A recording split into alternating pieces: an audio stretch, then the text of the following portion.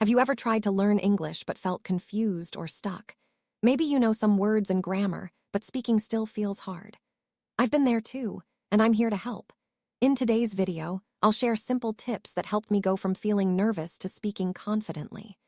Whether you're just starting out or you want to improve, this channel is all about easy English you can use every day. Stay with me, and by the end of this video, you'll see how learning English can be simple and fun. Hi, I'm Sarah, and today I want to share my story about learning English. I wasn't always good at it. In fact, I struggled a lot in the beginning. But over time, I found some useful tips and methods that really helped me, and I believe they can help you too, no matter what level you're at. So let's start from the very beginning of my journey. When I first decided to learn English, I didn't know where to start. There were so many things to learn: words, grammar, rules, pronunciation. It all felt like too much at once. I remember feeling overwhelmed, wondering how I could possibly remember all of it. But one day I realized something important. I didn't need to learn everything at once. Learning English, or any language, is like building a house. You need to start with the foundation. So I began by focusing on the basics, the things I would use in my daily life. For me, that was simple words and phrases, greetings, introductions, and common questions. Words like hello, thank you, how are you, and goodbye. I even kept a small notebook with me to write down new words and review them whenever I had free time. At first, speaking English in front of others made me nervous. I was so afraid of making mistakes. But here's the thing, making mistakes is part of the learning process. I made a lot of them. Instead of getting upset, I learned from each one. Every time I said something wrong, I just tried again until I got it right. And that's another important tip: don't be afraid to make mistakes. The more you practice, the better you'll get. One thing that helped me a lot was listening to English as much as I could. I used to think I needed to understand every single word, but that's not true. Just listening regularly to English, whether it's music, TV shows, or podcasts, helps your brain get used to the language. For example, I used to listen to a morning radio show while driving to work here in Austin. At first, I didn't understand everything, but over time, my listening skills improved without me even realizing it. Here's a tip that made learning more enjoyable. Find something you love in English. For me, it was TV shows. I started watching a series I liked with subtitles in my own language. After a while, I switched to English subtitles. Finally, I tried watching it without any subtitles at all. It was hard, but it helped a lot. And because I was watching something I enjoyed, it didn't feel like studying, it felt like fun. Another thing I struggled with was pronunciation. Sometimes I knew the words, but people still couldn't understand me because I didn't pronounce them correctly. It was frustrating, but I found a solution. I started practicing out loud, even if I was just talking to myself. I would say new words over and over again until they sounded right. I also used online dictionaries with audio so I could hear how the words were supposed to sound. This was especially useful when I learned words that sounded very different from how they were spelled. And now let's talk about grammar. Oh, grammar was tough for me at first. It felt like a huge mountain to climb. I couldn't remember all the rules and I kept mixing them up. But then I realized something important. You don't need perfect grammar to communicate. Grammar is important, yes, but don't let it stop you from speaking. It's okay to make small mistakes as long as people understand you. So I focused on getting my point across, and as I got more comfortable, I slowly improved my grammar. I also started reading in English. At first, I read children's books because they were simple and had pictures to help me understand. Then I moved on to short stories, and eventually I started reading online articles. I didn't always understand every word, but I got the main idea, and that's what mattered. Reading helped me learn new words in context, which made it easier to remember them later. One of the most important things I learned was consistency. If you want to improve your English, you need to practice regularly. I set a goal to practice at least 15 minutes every day. Some days I did more and some days I did less, but I always did something, whether it was speaking, listening, reading, or writing. It wasn't always easy, but over time I saw real progress. Speaking of writing, this is another tip. Practice writing in English. I started by writing short messages to friends, and later I tried journaling. Writing helped me organize my thoughts and think about the language in a different way. It also gave me a chance to practice grammar and vocabulary without the pressure of speaking in front of others. One day, I found a language exchange partner online. This was a game changer for me. We would chat in English for a while and then switch to my native language so we could help each other. Finding someone to practice with is one of the best things you can do. It's not just about learning the language, it's about building confidence too. The more you practice with someone else, the easier it becomes to speak in real-life situations. Another tip that worked for me was labeling things around my house with sticky notes. I wrote the English words for everyday objects like table, door, and fridge, and every time I saw them, I would say the word out loud. It may seem like a small thing, but these little reminders helped me learn vocabulary without even realizing it. And here's something else that really helped: thinking in English. At first, I always thought in my own language and then translated it in my head. But this took too long, and I often got stuck trying to find the right words. So I started trying to think directly in English, even if it was just simple thoughts like "I'm hungry" or "I need to go to the store." The more I did it, the easier it became, and soon I didn't have to translate everything in my head anymore. One important thing I learned along the way was to ask questions whenever I didn't understand something. In the beginning, I was shy and didn't want to seem dumb. But I realized that asking questions is the best way to learn. Whether it was about a word, a phrase, or a grammar rule, I asked my teacher, friends, or even people online. The more questions I asked, the more confident I became in using the language. Let me share a funny moment from my early days of learning English. I was practicing with a friend, and after we ate a big meal, I wanted to say "I'm full," but instead I said "I'm fool." My friend burst out laughing, and I had no idea why, until they explained the difference between full and fool. At first I was embarrassed, but then I laughed too. And that's another tip: laugh at your mistakes. If you take everything too seriously, it's easy to get discouraged. But if you can laugh and learn from it, you'll feel more relaxed and confident. Finally, remember to be patient. Learning a language takes time, and there will be moments when you feel frustrated or stuck. I remember feeling like I wasn't improving fast enough, and there were days when I wanted to give up. But I reminded myself that learning English isn't a race.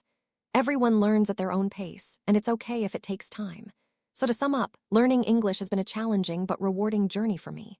I used a combination of listening, speaking, reading, writing, and consistent practice to improve. I made mistakes, asked questions, and found ways to make learning fun. Most importantly, I never gave up, and neither should you.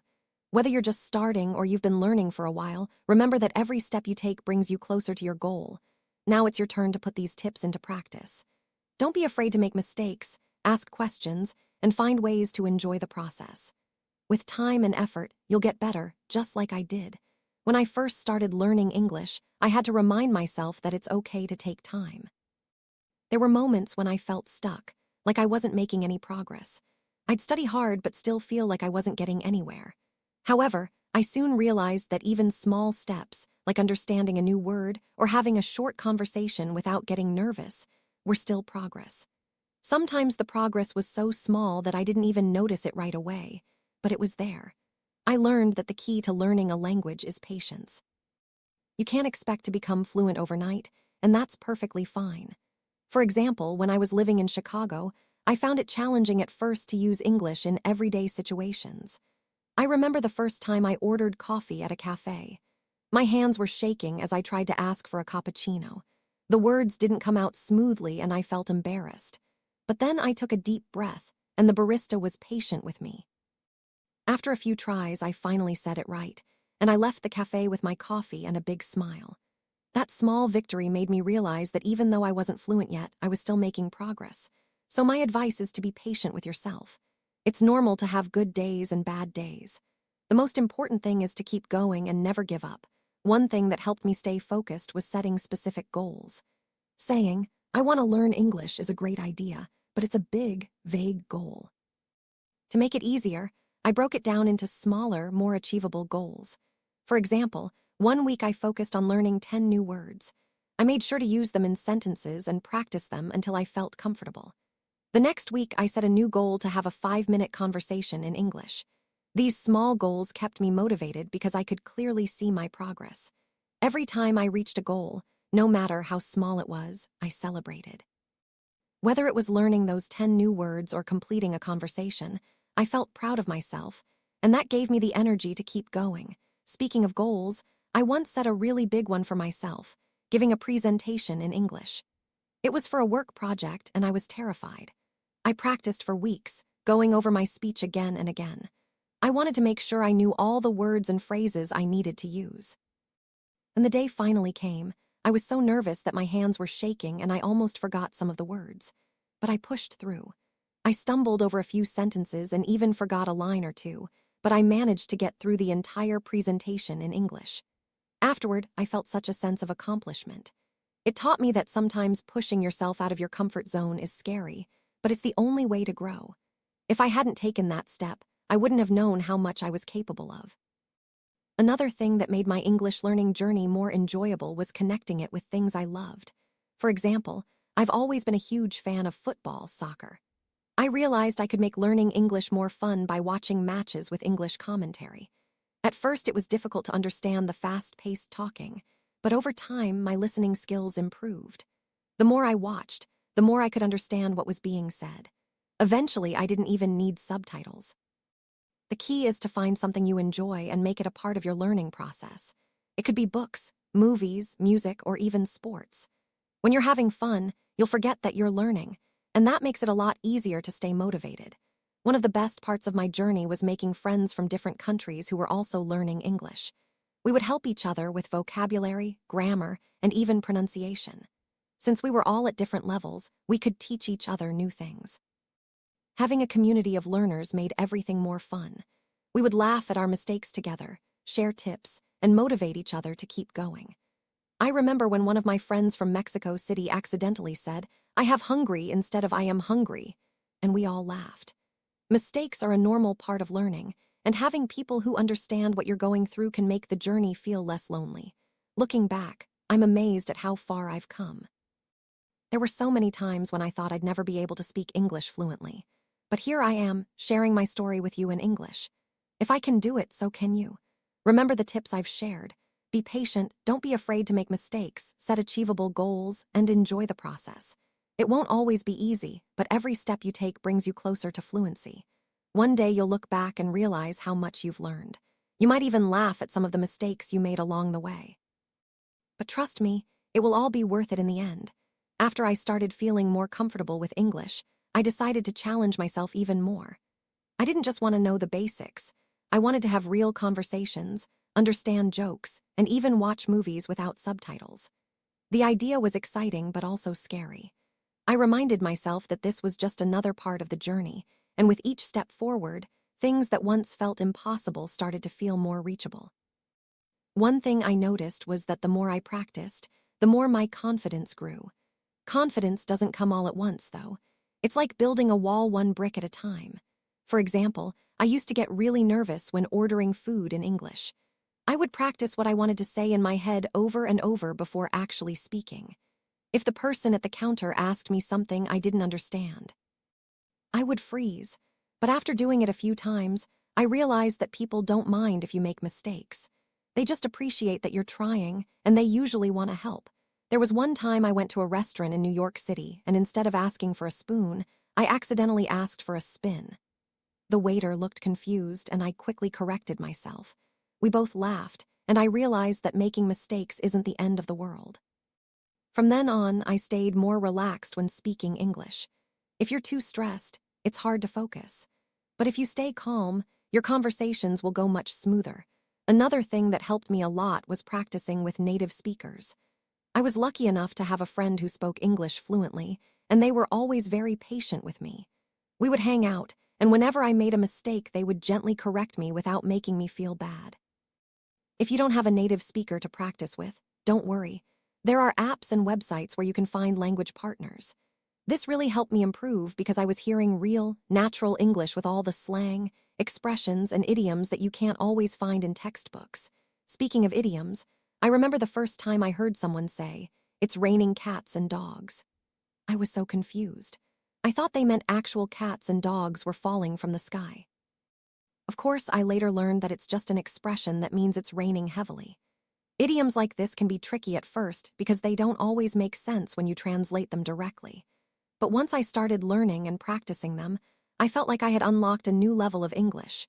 One last thing that really changed my perspective was realizing that English isn't just a subject to study, it's a tool. It's a way to communicate, connect with people, and explore new cultures. When I stopped thinking of English as something I had to study and started thinking of it as something I could use, everything became a lot more interesting. So if you're feeling stuck or overwhelmed, remember that learning English is a journey. It's okay to take your time and it's okay to make mistakes. Just keep going, set small goals, and enjoy the process. One day you'll be telling your own story in English, just like I am now. Once I began using English as a tool for learning, everything changed. I used to struggle with it, seeing it as something I had to learn because it was necessary.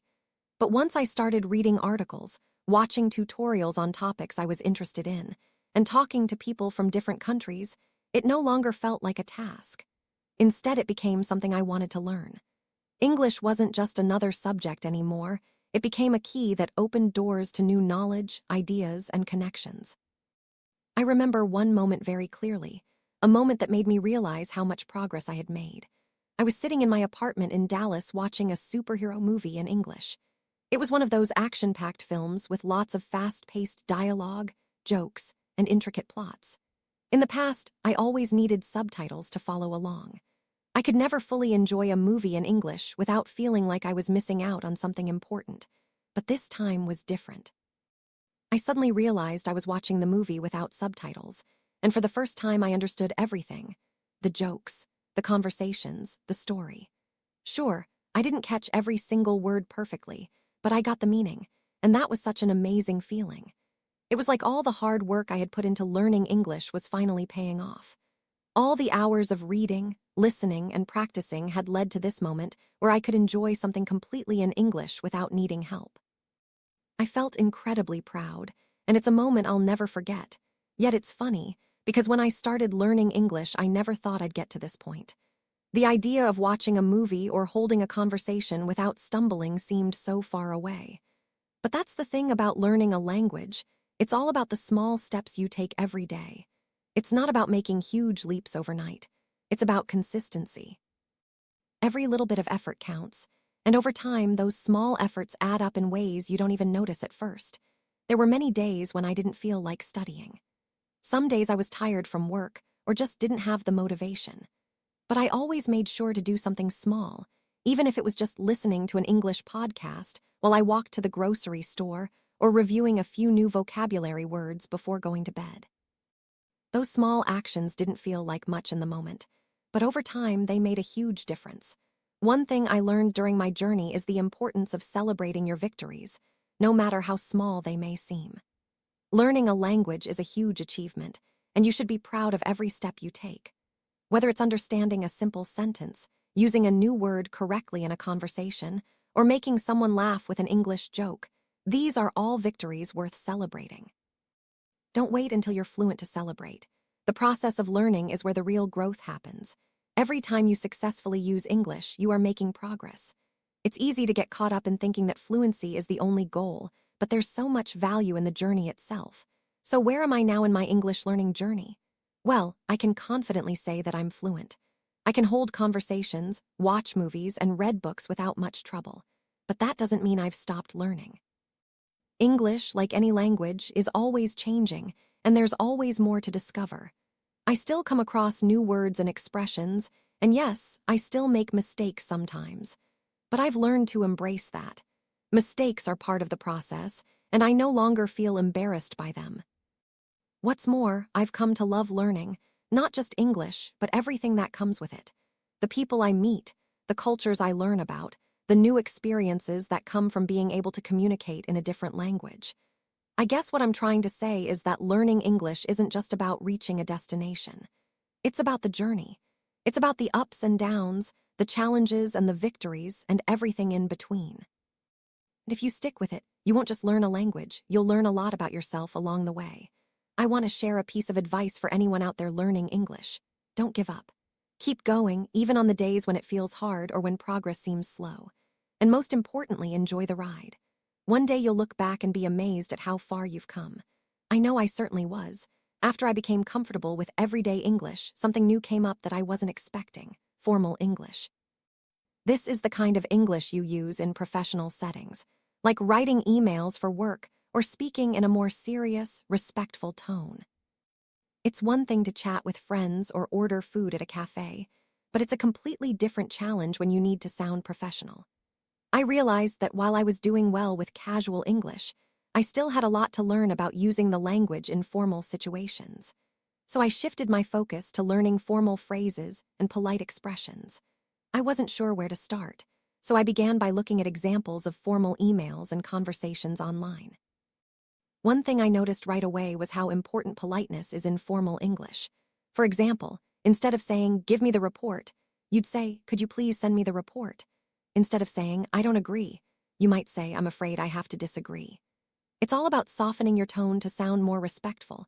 One of the best resources I found for improving my formal English was TED Talks. These are speeches on all kinds of topics, and the speakers often use more formal language. I would watch them with subtitles, pausing whenever I heard a phrase or sentence structure that seemed useful. Then I'd try to use those same phrases when writing or speaking in formal situations.